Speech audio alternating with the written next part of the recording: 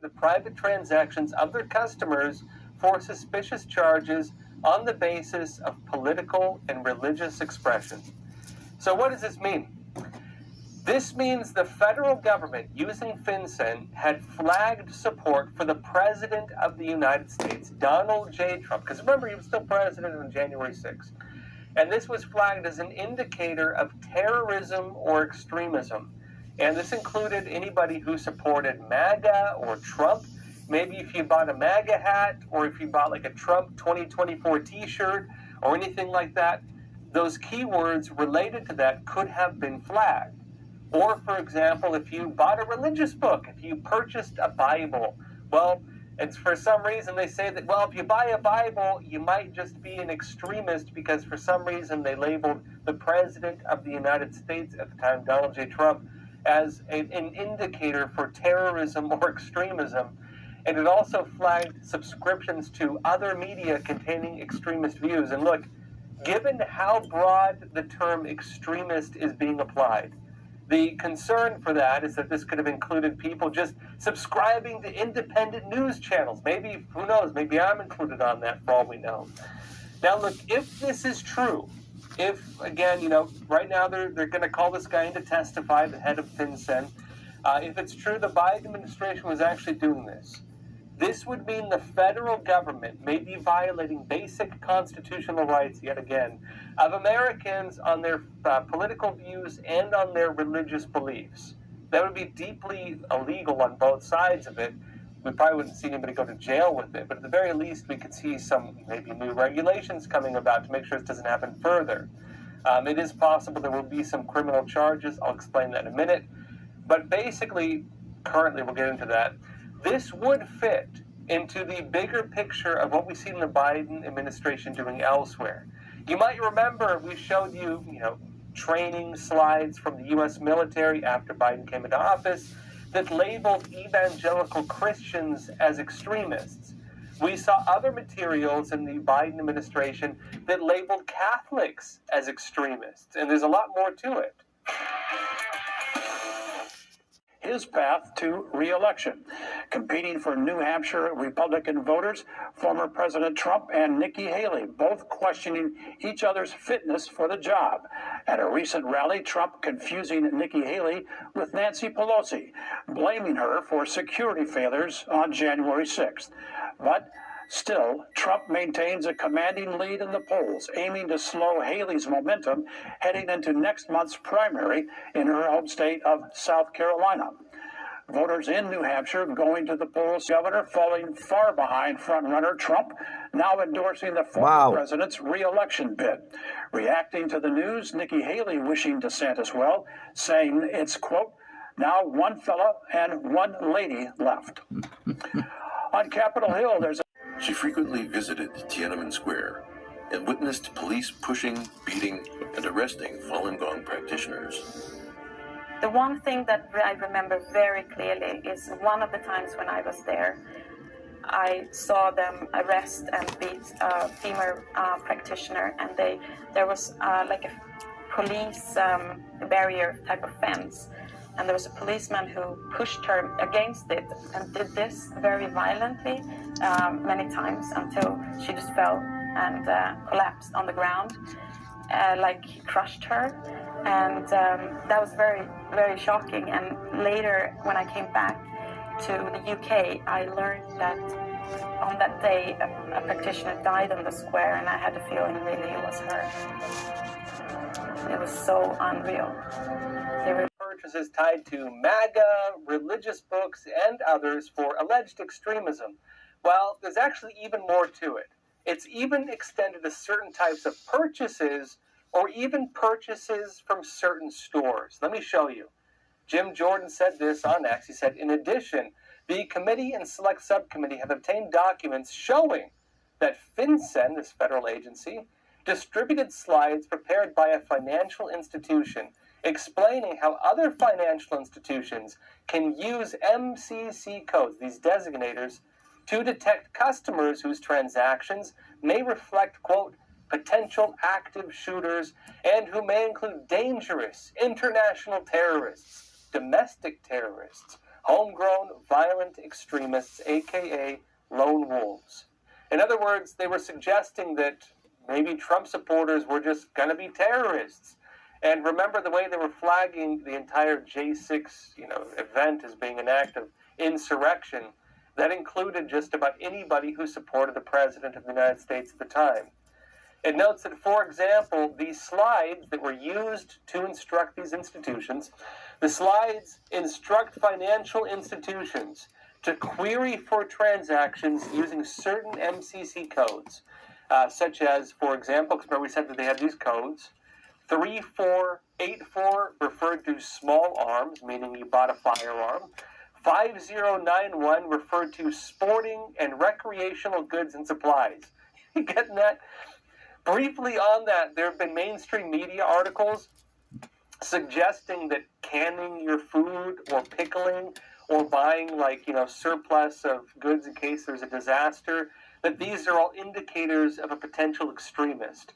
And so, grandma canning her pickles in the garage or whatever like that may be labeled as an extremist. And it's interesting they had this designator 5091 sporting and recreational goods and supplies.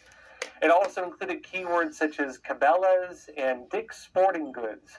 Getting that, folks? Among others, it says. And notes that despite these transactions having no apparent criminal nexus, who would think that shopping at Dick's Sporting Goods could get you labeled as a terrorist, right? Despite this, it says, in fact, this relate to Americans exercising their Second Amendment rights, meaning, our rights to bear arms, a right that shall not be infringed, as stated in the Constitution, which defines the limits of how much government can do whatever the heck they want to us. They cannot infringe upon our rights to own firearms. FinCEN, it says, seems to have adopted a characterization. Remember, FinCEN would be the representative of the American government in this case. This is a government agency. It says it seems to have adopted a characterization of these Americans, Trump supporters, as potential threat actors, and of course religious believers in this case. It says this kind of pervasive financial surveillance carried out in coordination with and at the request of federal law enforcement into Americans' private transactions is alarming and raises serious doubts about FinCEN's respect for fundamental civil liberties. Now, basically what happened here, as far as, again, we're going to get more answers on it. This guy hasn't testified before Congress yet. Presumably, we're going to be learning a lot more. But basically, this used terrorism and extremist labels to surveil, monitor for any indicators of a Trump supporter. And it was looking at what you were buying online. If you used Zelle payments, which is like a digital payment system, if you were buying stuff on the internet, if you purchased certain things that could have gotten flagged, and the federal government would have gotten an alert suggesting that you're a potential terrorist, you're a potential lone wolf extremist, or whatever else. And it appears to have included systems to monitor the purchases of guns or ammunition. Police came by 7 a.m. this morning find a woman dead at the third person at the hospital, being gunshot wounds. Say a fight between 10 to 20 in their 20 at the home with being fired. Suggest multiple say they are sure, but did multi and written. Helps.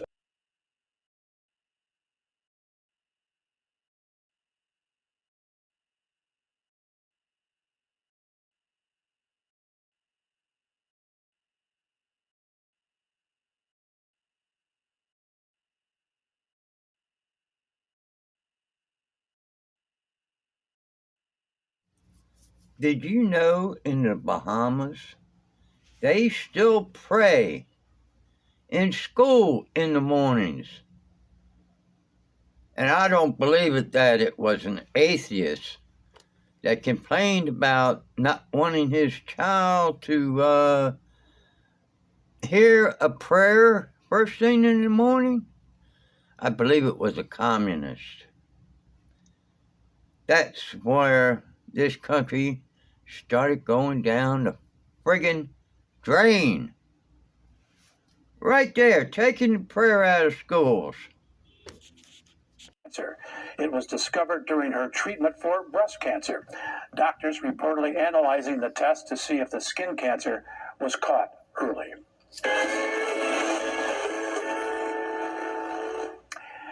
In this week's travel report, Newsnet's Madison Schlegel focuses on New York and how one national park is already gearing up for the spring season.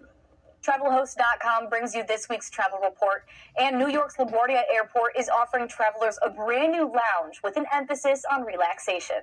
The new Chase Sapphire Lounge is opening up in Terminal B in LaGuardia Airport. Immigrants It's are Chase's like third that. location after opening lounges in Boston and Hong Kong. The biggest standout feature of the lounges is a set of 3 private hotel-style hideaways, stocked with caviar, a concierge host, and a private bathroom with spa-like amenities. The Sapphire Lounge is also working with local Manhattan businesses to provide the food and drinks, with local beers on tap and a specialty Sapphire cocktail.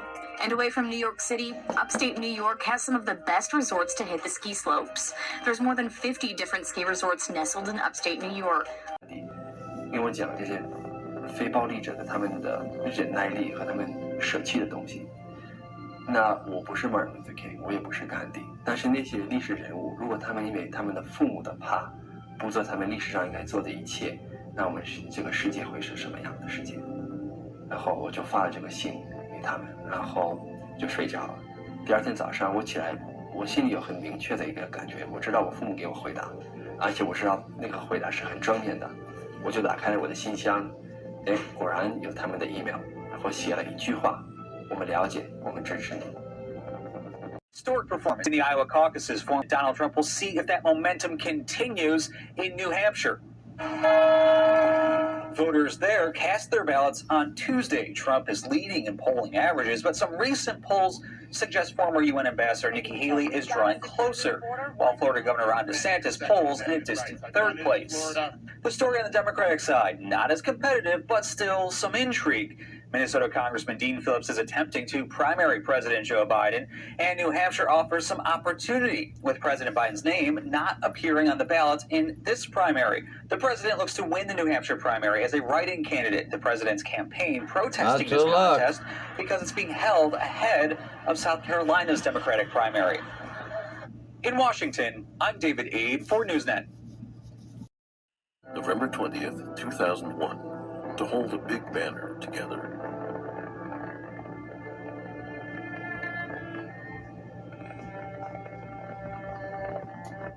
The execution method back in 2018, but has yet to implement it. Oklahoma and Mississippi have also authorized the procedure, but neither of them has used it. The procedure would feed 100% nitrogen and odorless gas to a face mask on the prisoner. It's thought that the lack of oxygen would cause unconsciousness within seconds and death within minutes. States that have the death penalty have been looking for alternate execution methods since the drugs for lethal injections have been increasingly difficult to get. Alabama plans to use nitrogen this Thursday on Kenneth Smith, who was convicted of murdering a preacher's wife in a 1988 murder-for-hire plot.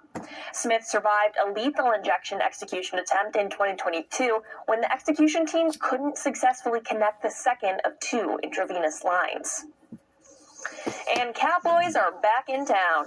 Sheriff's deputies in Vero Beach, Florida had quite the time capturing a bull on the lam. The Indian River County Sheriff's Office says they got a call about a loose bull on a property that was making its way toward the road. During the capture, the bull rammed both vehicles and people, and it took a whopping 2 hours for deputies and cowboys to wrangle the bull. Thankfully, no one nor the bull was injured, after which it was secured back in its pen. Continuing with a bit of wacky news for your weekend, while cities are infamous for having rodents galore, residents in a Northside Chicago neighborhood are left shocked after some culprit filled in a landmark named the Rat Hole. And it's exactly what it sounds like, a hole in the shape of a rat. It's become an internet sensation, and passerbys usually leave the rat a token where it's gained a collection of items. On Friday, it was reported the rat hole was filled with a substance that looked like white plaster. But that won't stop this neighborhood's fun. People gathered to scrub the shallow hole clean while the plaster was still wet and restored it to its former glory. The city swears they aren't behind it. And turning to some international square, and if I was standing there with a video camera, I was going to get arrested as well. So it took me a good week to figure out how to do it, and I sewed it into my strap of the backpack. I put a hole in the backpack so the lens could fit perfectly in my backpack. And then the string went down the strap into the back of the backpack and into a camcorder. It took me a good 4 days to master how to use the camera.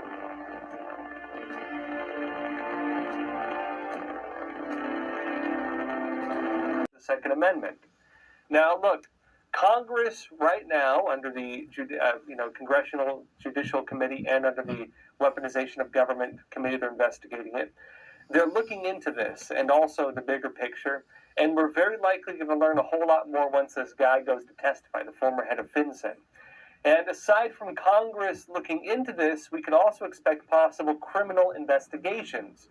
I mentioned, we'll see if anybody gets convicted or, charged for this, which I would regard this as a crime committed by the government. I would personally regard this as the government persecuting people based on their religion or, using the arms of government to target their political enemies. I don't think that should be legal in the United States for the federal government to do. We'll see if there's any charges on it, but the Missouri Attorney General, that's Andrew Bailey, he is suggesting, at least on Twitter or X, that he's going to look into this. And again, if it's the Attorney General, presumably this is going to be looking into any criminal violations on behalf of the federal government or people tied in with it. Maybe even the financial institutions. It would be easier for them to go after the financial institutions, whatever they were, who were involved in this type of operation, working with the government to flag patriotic Americans as terrorists. And Attorney General Andrew Bailey wrote this. He said, "Thanks for the great work on this, Jim Jordan," again, head of the Judicial Committee. And he says, "and weaponization," referring to the committee to investigate the weaponization of the federal government. And Bailey says, "My team is looking into this matter. Missourians will not be penalized for their political beliefs, not on my watch." Again, suggesting they're going to be launching a criminal investigation to see if any crimes were violated through these actions. Now, look, of course, some of this was already known. We knew, for example, that credit card companies were reporting on purchases that anybody made in Washington on January 6th. And they were using, if you were in Washington, D.C. on January 6th and you used your credit card, that was flagged to let them know who was there that day. Now, that said, this also raises concerns over things like digital currencies and what it means if all of our transactions are monitored by the government or by woke corporations. Now, look, what we're being told is that this type of system, digital payments and so on, they won't be used politically, but already we're seeing that credit card payments were being monitored politically.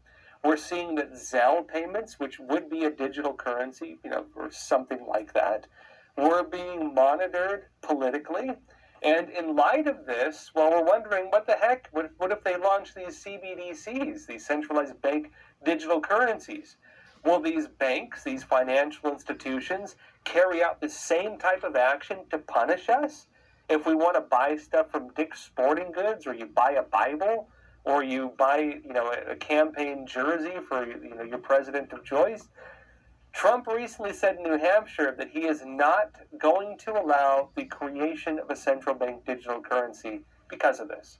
Let me show you what he said. Tonight, I'm also making another promise to protect Americans from government tyranny. As your president, I will never allow the creation of a central bank digital currency. You know about that? Such a currency would give a federal government, our federal government, the absolute control over your money. They could take your money, you wouldn't even know it was gone. This would be a dangerous threat to freedom, and I will stop it from coming to America. Now, look, in addition to this, because we're talking about, payments related to the day of January 6th, it's been 3 years since the events of J6 at the Capitol, but the Department of Justice, right now as we speak, is still going after Americans for it. You would think that the initial rounds of arrests, that was it. Well, no, that's not it. People are still having their doors kicked down by federal authorities at, pre-dawn raids. People are still being dragged off and thrown in the gulag. People are still being thrown in solitary confinement for years while they await trial. They're still being dragged before a packed court of people who already have pre-existing notions about the case. And yes, in many cases, their political views, for example, if they express support for the President of the United States at the time, Donald Trump, that is being used against them in the court of law. The arrests are ongoing. And not only that, the Biden administration is now suggesting that it's going to broaden the number of people it will target, the number of Americans who were there that day. And they're going to be going after, it seems, or they're suggesting, even Americans who did not enter the Capitol building. Because, so far, for the most part, there have been some cases otherwise, but for the most part, the people being dragged off to the gulag, it's only, again, there's some exceptions to this, but for the most part, only the people who entered the building or broke windows or whatever else. Actually, they're not really going after those ones. Mostly just the people who, paraded and walked through the building. Mostly those people. But now, if you were outside the building, if you were trespassing on Capitol grounds, you could be arrested now, and they're suggesting it. The Biden administration is going to be expanding its targeting of Americans who were there that day on January 6th. And the DOJ, the Department of Justice under Joe Biden, is suggesting that it's going to start targeting people who never went into the building. Let me show you this statement that is raising some alarms over this. This is from Washington U.S. Attorney Matthew Graves. Let me show you. And what happened inside of the building? An important note when it comes to our prosecutions about those who remained outside the building. We have used our prosecutorial discretion to primarily focus on those who entered the building or those who engaged in violent or corrupt conduct on Capitol grounds. But if a person knowingly entered the restricted area without authorization, they had already committed a federal crime. Make no mistake, thousands of people occupied an area that they were not authorized to be present in the first place. Now, to be clear, he's not saying we're going to go and arrest people who are outside the building that day. But he is suggesting, right? He is suggesting that even the people who were just there to protest, who were just on the grounds of the Capitol building, that these individuals could face criminal prosecution just like the people who went into the building. And the issue with this is that the first group that was at the Capitol while Trump was still speaking at the Ellipse, and again, folks, to get this deeper context, you're on Epic TV already. You can watch the 2 documentaries we did, so check them out. We show you what actually happened. Donald J. Trump had his event at the Ellipse. He was speaking to the crowd, talking about the allegations that the election was stolen, which I think it was, frankly. He's saying the election was stolen. We're going to be showing you the evidence. And that was the plan that day at the Capitol when they were counting the ballots, when they were counting the Electoral College votes. What was supposed to happen on January 6th was every single piece of evidence of election fraud was supposed to be displayed to the American public. And that's what Donald Trump was urging people to be there for to watch. Let me show you the evidence. This was how they rigged the election. That entire agenda to show the country and show the whole world how the Democrats rigged the 2020 election, how they falsified it, they did universal mail-in ballots, fake ballots, pristine ones that looked like they were photocopied, no down ballot voting, the whole 9 yards, every other issue with it, that was going to be shown to the American people. That entire issue, the entire purpose of Trump's event that day, was derailed by the pipe bomb, which notably, interestingly, looks a whole lot like the training ones the FBI uses, by the way. We still don't know who did it, and they seem to not be interested in finding that. That disrupted that whole agenda. And then, of course, there was supposed to be a speaking event at the Capitol building. In fact, there was even a speaking, the stage was set up, in fact, at the Capitol. They canceled the events, and the problem was a lot of people were not informed of this because the federal government, it turned out at the time, was monitoring people's cell phones, and interestingly, nobody could access the internet during the events. You couldn't get on, you couldn't communicate, you couldn't call people, you had no way of knowing these things. And so when people, walked over to the Capitol building from the Ellipse to go protest and attend the event that was scheduled and even permitted, because Washington State had issued permits for people to be there. They had no idea that the whole thing had been shut down.